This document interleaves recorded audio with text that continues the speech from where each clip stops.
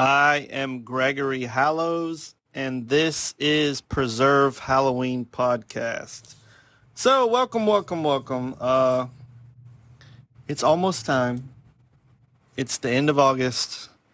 Things are going to get super spooky throughout the U.S. very soon. Halloween stuff's in the stores already for the most part.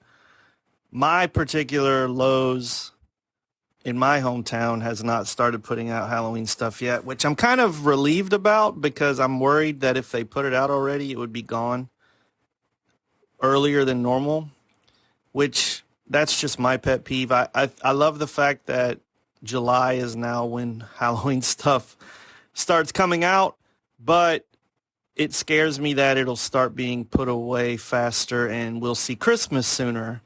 Which, I have nothing against Christmas, but I don't want to see it in October. So, sorry, St. Nicholas. You need to just wait your turn. So anyway, I've got some cool stuff to talk about today. My birthday just happened. So for me, my birthday is when I officially consider it Halloween season for me. I'm going to decorate my wife's coffee shop this weekend, which I'm excited about because she actually asked me to do it. And, that's like my love language, the fact that she knows that I will enjoy that. It's awesome to be asked. So, yeah, I've got to figure out how I'm going to decorate my house because I'm scared my dogs are going to eat all my decorations because they like to eat everything that's outside. And I really don't want to come home and have my skeleton's foot gnawed on or part of his toes missing or something crazy because they would do it. And nothing against them. I mean, that's just a dog, But I don't want it to happen. So anyway, I don't really know. I'm hoping to do it. So, I mean, my house is already painted black and orange. So I don't really need to do anything, but I enjoy doing it. I like to put out the lights. I like to, put out the pumpkin. I might just put out pumpkins in foliage. I'm saying that right, I think. I might just decorate, that way with plants and natural things, which would be cool. Been watching a lot of witch programming. I just finished, I think, but I was told there's another season. I don't know. There's a show called Witches of East End. The cast is amazing. Julie Ormond, Matt Amick, Jenna Dewan, I think. It's not Tatum anymore. I think she got divorced.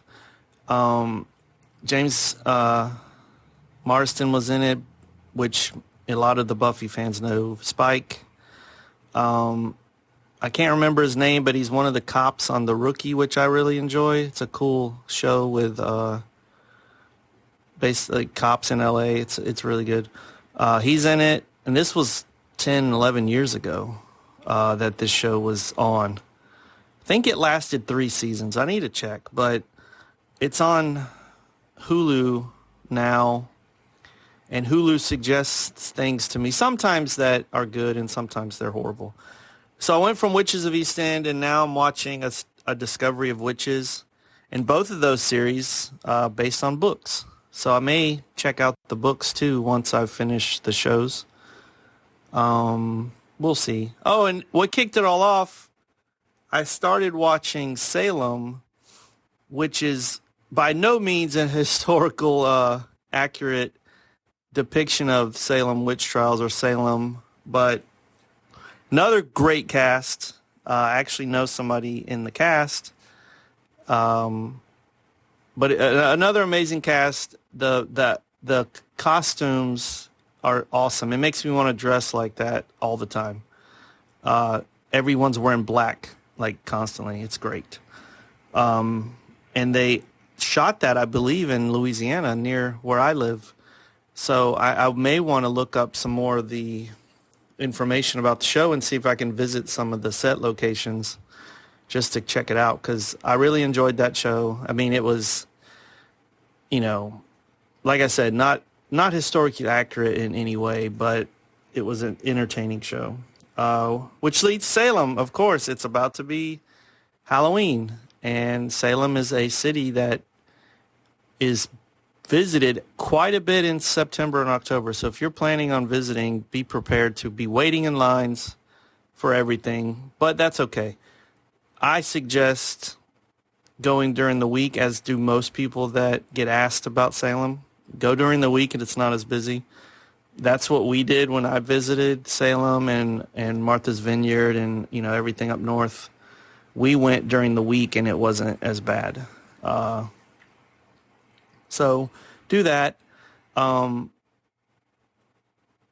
good friend, I mentioned two people a lot on the podcast, Danny October, Queen of Halloween, and Miranda, who is Spooky Little Halloween. I mention them a lot because I check out what they publish quite often because I enjoy what they write and I enjoy the way they deal with the Halloween community, and they're just really nice people. So Danny just put out a guide to Salem, like kind of what she suggests you do.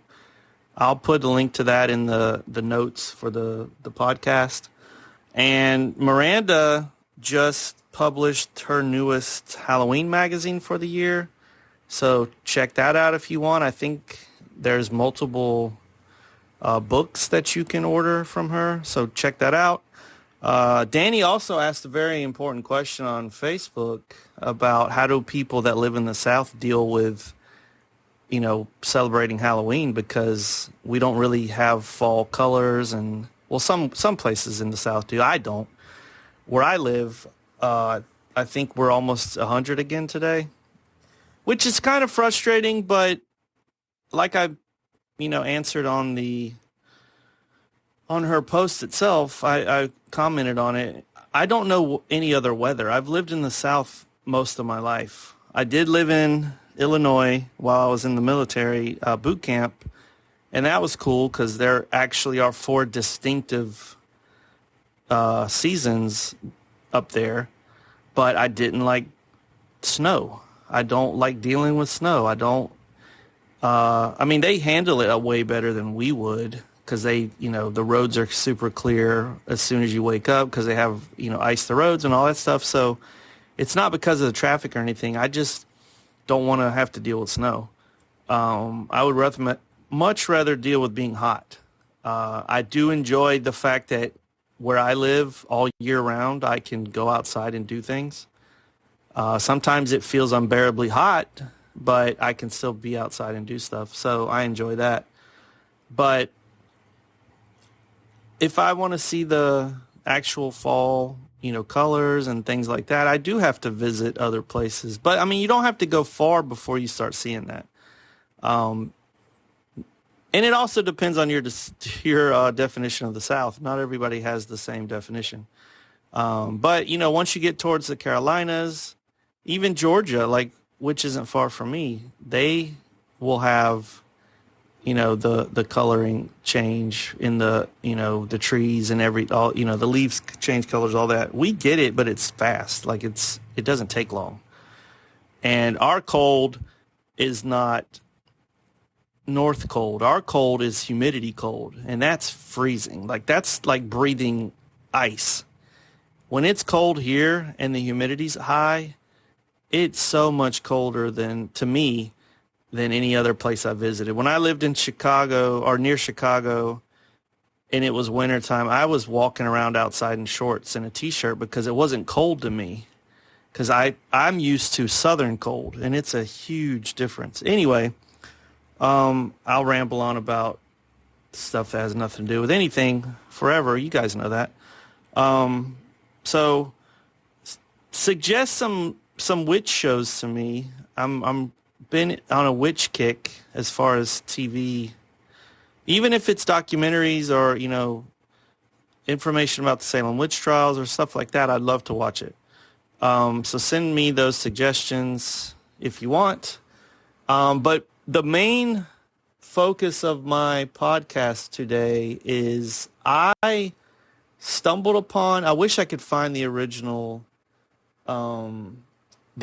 post, but somebody posted a picture of a grave and the name of the person on the grave was Halloween Weaver. Now, first I thought, well, this is probably Photoshop. It's cool, but it's probably Photoshop. Well, it's not. I looked up. There's a website where you can, they have graves from all over the place. And that's how I found a lot of information about Ruth Kelly, who wrote the Halloween book that I love so much. And I eventually want to write something about her life. I still have that on my shelf. I want to publish a book about her because I think she's, in the United States, she's basically the great-grandmother or whatever, fairy godmother, whatever you want to call her, of Halloween, because she specifically set out to write a book about Halloween and everything about it, and she didn't have to.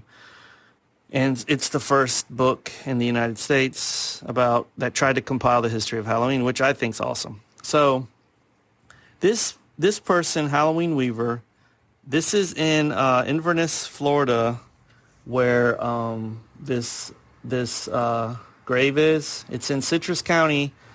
I used to live in Florida, so I'm actually thinking about going and visiting this grave site. This person, because I don't know if it's a male or female. I think it's a female, but I'm not exactly sure. They were born January 5th, 1914, and they died in November of 1979 at the age of 65. Now, researching this cemetery, Pine Hill Cemetery, I found out that it was a black-only or predominantly non-white cemetery that was created to have a place of rest for people in this community that were not white. So that's history, a lot of history that's like that. There's separate cemeteries. So this is tucked in the back corner of the bigger part of the cemetery, which I'm trying to think of what it's called. I think this cemetery either goes by Pine Hill or Pine Ridge. I found a picture of it where somebody took online. It was built or established in 1890. So this very old cemetery in Florida. I've got the address, all this stuff. I think it's part of Oak Ridge Cemetery, the bigger Oak Ridge. I think it's inside of that, if I'm not mistaken. If somebody lives there, I would love to get more information. I would love. I'm like I said, I'm planning on visiting and finding out more about this community and this person. But yes, I think Pine Hill Cemetery is a small portion of Oak Ridge Cemetery. But so my question is, this person was born 1914, right? Halloween wasn't a big thing really in the United States. So how did this person get named Halloween? Like, that's their legal first name. So this is the first of many probably podcasts where I'm going to be discussing this person and trying to find out more about them, because I would love to know the history of a human named Halloween. It's amazing to me. I think that's awesome. So I'm going to find out more about Halloween Weaver. If anyone has any help for me, I would love information. I would love to know what you know. And I do believe, I'm going to check into it as well, but I think this cemetery is looking for funding to keep it up, like upkeep. And I would love to be a part of that to help maintain this cemetery. And maybe it could be a project for the Halloween Preservation Society. We can help maintain this community's cemetery and the history and, all of the families that are buried there. It would be, become our family, right? So, and I also, let me find it. I got another letter. Like I've mentioned it before. This is something new that my podcast host has implemented. You can send me direct text messages, and they'll show up as basically an email to me. And the cool thing about it is it's all anonymous if you want it to be. I haven't figured out a lot of the people's, like, sometimes I can kind of tell if it's somebody because of the area. I think it says where they're coming from, but so far nobody's really told me who it is. But yeah, it's called fan mail. It's really neat. I've gotten some from Montreal, from Evansville, Indiana, and then another one in Indiana. That's cool. I got 2 people from Indiana sending me a fan mail. This one came from Los Angeles because I met this person at Halloween Scream. No, wait. Midsummer Scream, sorry. I met them at Midsummer Scream. They told me happy birthday, which is awesome. It was great to meet them. Hey, great meeting you. Happy birth month. So thank you. I've been doing a deep dive into your past episodes, and just this morning I heard your episode about the Monster Mash. Wow, you really broke it down into its component atoms. So thank you. That was a fun episode to record. You were also one of the few to acknowledge that it's both a dance and a song within a song. Yes, that's one of my favorite parts of Monster Mash is it's a song and they're singing about another song. If you recall, when I went to your booth, I mentioned that I'm a Halloween songwriter and I would love to be considered for a guest slot on your show. I'm about to release a spooky version of Spooky this year. I'm on YouTube if you'd like to check out my stuff, and then they listed the link. So I'll share the link too. This is Lizzie Le Bon Temps. Don't torture me, anyone from Louisiana or French speaking. I know I said that wrong, but that's how I talk. Thanks for they sent this on my birthday. That's cool. Thank you for this fan mail. I actually have talked to this person through email, and they may be a guest soon on the podcast. I'd love to talk about songwriting and why they chose to record Halloween songs. I think that's cool. So, anyone have any information about Halloween Weaver? Please let me know. Anyone have any fun tips or what they're doing for this year for Halloween decorations? I'd love to hear about it. Share it on the Halloween Preservation Society Facebook page. Email it to me, however you want. I'd love to see what you guys are working on. I'm about to tackle a big project for one of my shows. I built one before and it kind of got destroyed. But I want to build not to scale because I want it to be huge, but I want to build a giant box that Halloween costumes used to come in with the, cellophane on the front.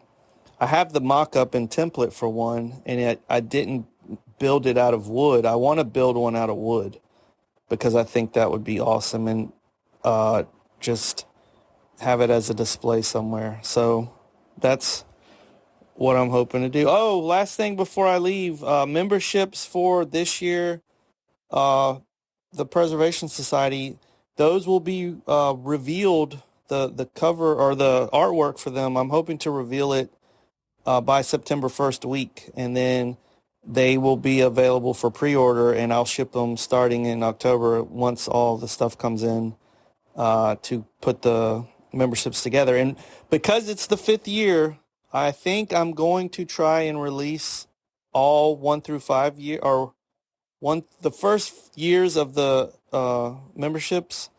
I'm going to release a limited amount of all of them. So if you have missed any of the years and want to catch up, may do a deal where you can catch up on what you've missed. Say hello to my email that just told me I have an email. So, but thank you guys for listening. I really enjoy the podcast still. I can't wait to celebrate Halloween with you guys officially this year. Check out my Facebook again also, because I've been asked to possibly sell that blood red haunted house blow mold. The company that puts them out, Jones Auction House, asked me if I was interested to become a partner with them and try to sell some of those, and I would love to. but it depends on the feedback and the interest from the people I know. So if you're interested in that, please let me know and I can send more info. The link is up on one of the other podcasts, so you can check it out there. But I'm going to go for now. Thanks for listening, and preserve Halloween.